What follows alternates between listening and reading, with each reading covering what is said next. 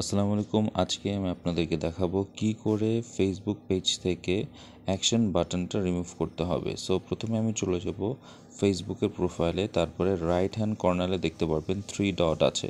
So দেখতে পাচ্ছেন এইখানে 3 ডটটাতে ক্লিক করবেন, ক্লিক করে নতুন একটা ট্যাব ওই পেজে ওপেন হবে। সেখানে দেখতে পারবেন এডিট অ্যাকশন বাটন নামে একটা অপশন আছে। সেখান থেকে আপনারা সেটা চুজ করলে অটোমেটিক একটা নতুন ট্যাব ওপেন হবে। সেখানে দেখতে পারবেন চেঞ্জ বাটন অথবা ডিলিট বাটন নামে দুটো অপশন আছে।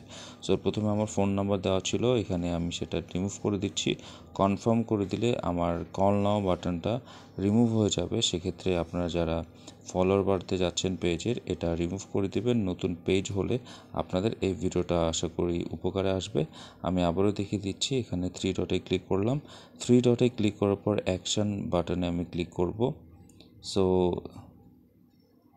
এখন দেখতে পাচ্ছেন এখানে কোনো বাটনই অ্যাড করা নাই। আশা করছি ভিডিওটা আপনার উপকারে আসছে। ধন্যবাদ, ভালো থাকবেন।